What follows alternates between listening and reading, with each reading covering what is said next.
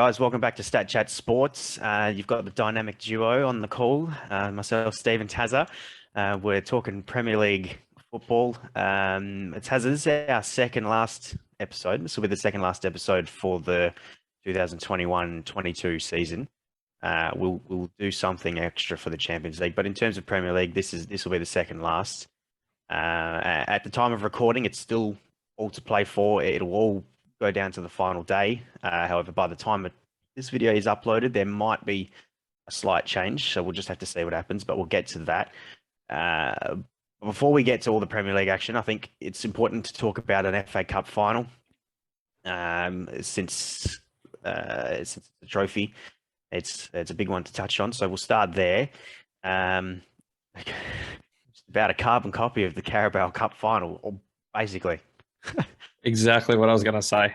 You couldn't have picked two more identical games for cup finals. They're just probably a little bit more excitement in the Carabao Cup final, seeing a few more disallowed goals, a bit more probably balanced attacking highlights from each of the teams. But yeah, I think Liverpool were definitely the better team here, where it might have been a bit more even in the last fixture. This one was definitely Liverpool's, and really they probably should have had it a little bit earlier. I think they hit the post twice through Diaz and Jota from real close range, which that was quite thought he'd bury that one, but look, he didn't. But the tension in the penalties, it's just too much. I don't know about you, but yeah, I couldn't watch it at the time. It was too much for me. Yeah, well, I watched the game live. I was up till 2:30 in the morning to watch it because it went to penalties. And yeah, look, watching penalties is one of the most stressful things, really. Roller coaster of emotions. Obviously, the first or second penalty for Chelsea saved or missed. Sorry, second one Aspilicueta. Yep. And then obviously Mane with the chance to win it, which I thought was a bit strange, considering that him and Mendy are international teammates. I'm not surprised that Mendy saved it, to be honest. It wasn't a great penalty at the same time by Mane, but I was a little bit surprised that he was the one that stepped up to take the decisive one at that stage. But I mean, just, up and down roller coaster of emotions. And then Tsimikas eventually to score the winner to give Liverpool 2 out of the 4 that they're currently chasing at the moment. Yeah, just a wild. Yeah, I don't really agree with the Mane choice either. I mean, surely there's who took the penalties? There was Milner, there was Jota. Salah took one, didn't he? No, Salah was off. Oh, of course, it was subbed him off at there's got to be. Fabinho didn't. Trent Alexander-Arnold took one. His was quite. And Thiago, that was it. Yeah. I mean, surely there's someone better there. But I mean, he is a class player. You'd back him, but I mean, it's easy to talk about it now. They've won and all said and done. It's finished. But yeah, strange choice. But don't know if you saw Alisson's the way he avoided the mind games with Edouard Mendy. Oh yeah, that was beautiful. The way he did that, just he is far and away for me. I know this is the FA Cup, but in the whole of England, I think he's far and away the best keeper this season for me. Just little things like that. They go a long way in a shootout. Yeah, exactly. And because we've seen with Mendy, the way he tries to get in people's heads, and he just about did in the Carabao Cup final. So it was really good to see that. And obviously he come up clutch when they needed him as well. So huge effort. I want to just talk about Chelsea for a bit, because they've got themselves a bit of an FA Cup curse. That's 3 years in a row that they've now lost the final, the FA Cup. It's just one they can't seem to get their hands on at the moment. Yeah, I don't know if you've seen the Mason Mount record too. Oh yeah, I've seen at his. Wembley. Yeah, his is just as bad, but actually worse. It's much worse. Yeah. 0-6 at Wembley. He is. It's just leave him out of the matchday squad. There's just no point having him there. He is a curse. So And it makes it worse for him because he missed that last penalty as yeah. well. So I know. Just to amplify the pain. It's poor bloke, but yeah, you got to be better. It's an FA Cup. Like they don't come cheap. 3 FA Cup final losses in a row for Chelsea. Also 3 cup losses in a row against Liverpool. All on penalties, actually. The Super Cup a couple of years ago, and then obviously Carabao Cup and FA Cup final now. It just seems like a bit of Liverpool, a bit of bogey team for them in cup finals. Yeah, look, it's I don't know why. I don't know what to make of it, but long may it live on. It's good to see for sure. I mean, I don't know if it's what's so different between cup finals and league games. The goals fly between the two teams in the league games, and come cup final day, they just can't seem to put it in the back of the net. Yeah, they seem to dry up. It's a bit odd, bit peculiar. Why? Maybe it's just the tension of a cup game.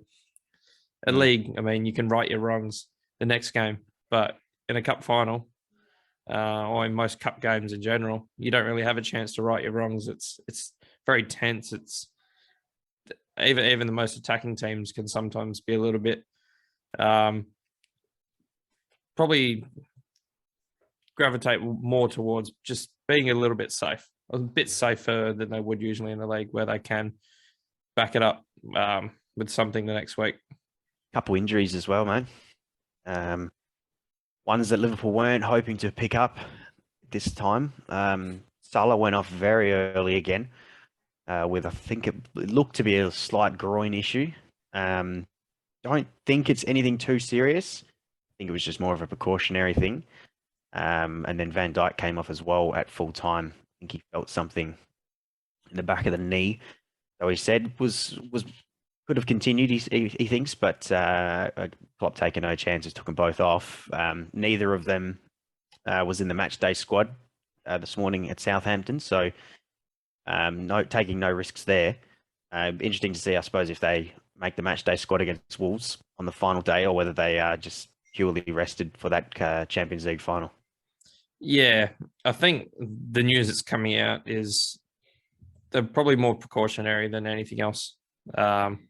Everything I've seen is they will get up. I think the plan is to have them there for Wolves, whether it's in a full part or whether it's a cameo performance. I think they'll feature it at some level. But yeah, I definitely, when I saw Salah coming off at, I think it was the 34th, early 30 minutes, I was thinking, oh God, what's happened here? You couldn't have picked a worse game for it in a final leading up to another. But I tend to think that with the strength and depth that Liverpool have, they were quite happy to make that substitution and leave him out in the next few games. I mean, maybe he doesn't play against Wolves. I think Van Dijk does, but Salah, with the volume of work that he's put in this year, would not be surprised if they do leave him out, given Liverpool's strength in attack. Let's move on to the Premier League and the final day. At the time of recording this is being recorded on a Wednesday. At the time of recording, it's still, it is all coming down to that last day, which is what we love to see. There are games to be played on Friday morning, Perth times. By the time this gets uploaded, things might have changed slightly, particularly at the bottom of the table in relegation. But as it stands, title race, the 4th spot, and that final relegation is all to play for in the last day. Yeah, I can't remember who you tipped for top 4. I think we did in our last pod, but I'm pretty sure I said Arsenal, and boy, do I have egg on my face. That's they're crumbling. It's the biggest. I feel like I call everything the biggest bottle job when it pops up, but this might just be. Like, it was right there for them. It looked like they couldn't lose it. I mean, such as the way Arsenal and Tottenham have dropped points, that it was never impossible, but you just thought they could get over the line. And here we are. And Tottenham play dead last, going for. Oh, and I think, do they need to? I think they can draw and still make it. Or do they? Yes. Yeah. Yeah. So for Arsenal to make Arsenal to finish fourth, they have to beat Everton, and Tottenham need to lose. Yeah. Otherwise, Tottenham go through on goal difference or by points if they win, which they probably will. Yeah, against one of the biggest basket cases that the Premier League's seen in a little while. Yeah. It's surely. It's now it's Tottenham's to lose, and every time I say this, they lose it. So maybe Arsenal do get up. Maybe there's one more twist. I mean, I think Tottenham lost to Burnley. I wouldn't say probably a month, 6 weeks ago, maybe. Yeah, it could happen. We never know. Absolutely. I mean, this is what the final day is all about. The twists and the tails. That it all happens. I mean, but yeah, I mean, look at the top of that. You mentioned Arsenal relatively throwing it away, and I mean, look at the start of the season. I think if you'd have asked, or if you'd have told Arsenal fans that they would be finishing fifth this year, they would have slapped you in the face and said you're stupid. But they would have taken that. But I think, given the position they were in, not even a week or two ago, we mentioned it on the podcast that they were even had their sights on third, and within the space of 2 weeks, that's completely gone, and they're basically going to have to settle for a Europa League spot. It has to go down for them as a disappointment because they had it. They had it. Yeah. Oh yeah, exactly right. I mean, they would have taken it 100%, or would have taken fifth, fourth. I mean, third, it was right there. So, yeah, disappointment for sure. It's a fail for the season. No trophy, no Champions League. Given the position they're in, it's just a terrible, inconsistent effort this season. Given the positions they've been in. Let's shoot on back up to the top of the table. Since we were last on, a bit of an emotional day at West Ham and Man City. Points were dropped, draw, which brings Liverpool right back in to the race, given they beat Southampton this morning as well. The margin's back to 1. I must admit, a little bit of backstory for the listeners. I woke up the morning and saw a message from Tazza with a screenshot of the West Ham score, and I saw 2-0 and I got excited. A little did I know that was the halftime score, not the full-time score. So straight on to watch the highlights, and I'm starting to see City score a goal, and I'm waiting for the moment where it gets called off for some reason. I'm looking at it, I'm going, this isn't going to get chalked off, and then I realized I was a bit of a fool. But attention to detail, right? Attention to detail. That's it. Oh, look, it was the first thing in the morning. I'd woken up. All I saw was 2-0 and I was excited. So, but I mean, we'll take a draw. Look, it's still in City's hands. They've got to play Villa at home. Liverpool play Wolves at home. So, yeah, it's probably more realistically going to be like 3 years ago when basically we're at the same point, and City ended up winning, or both teams ended up winning their games, and it went to City by a point. But this is the Premier League, and anything can happen. They are playing an ex-Liverpool player himself, of course, Stevie G, in Villa. So he'd be looking to do his old team a favour for sure. Yeah, I mean, you couldn't write the storyline any better, could you? Just the way it's just matched up. Don't forget Coutinho there as well, I'm sure. And he's been a little disappointing towards the back end of the season. He's kind of dropped off from his little flurry of goals and assists that he had when he first arrived. But if he could put the nail in the coffin of City and help Liverpool get up, I'm sure he'd be pretty chuffed with that. But Yeah, I mean, City have to go in as favourites, I think. West Ham are a good team. Fully deserved a 2-2 draw there, but Villa have been sliding somewhat. They had that new manager bounce under Gerrard, but just haven't had that rediscovered much of that form lately. So yeah, I don't know if you've seen the hypotheticals for the playoff. The I think after the result, the Liverpool Southampton result, it now needs to be Villa 6, City 0, and Wolves Liverpool 5-all. I think it was a 4-4 draw or 5-4. Yeah, 5-all. Look, strange things can happen, but that won't. No, unfortunately, that would be great to get another City v Liverpool winner takes all. I think that would be amazing, but I don't think. I think when it's all said and done, there'll be blue ribbons on the cup. Unfortunately, down the bottom of the table, like I said, there's games Friday morning. They include 2 of the 3 teams fighting for relegation. Everton play Palace and Villa play Burnley. So things can change, but I mean, look, Everton are 1 win away from safety, so this could be it right here against Palace. But Burnley still, they're still right in those mix. They must win at least one of those.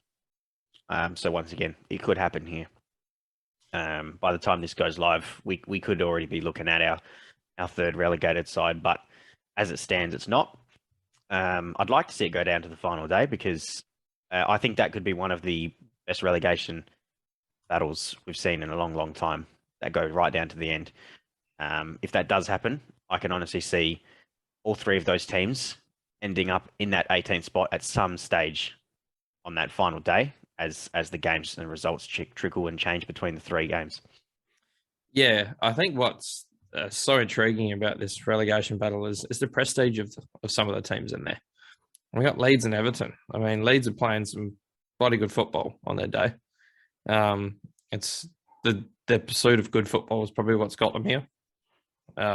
Not really playing a brand that's going to stack up with the talent they have.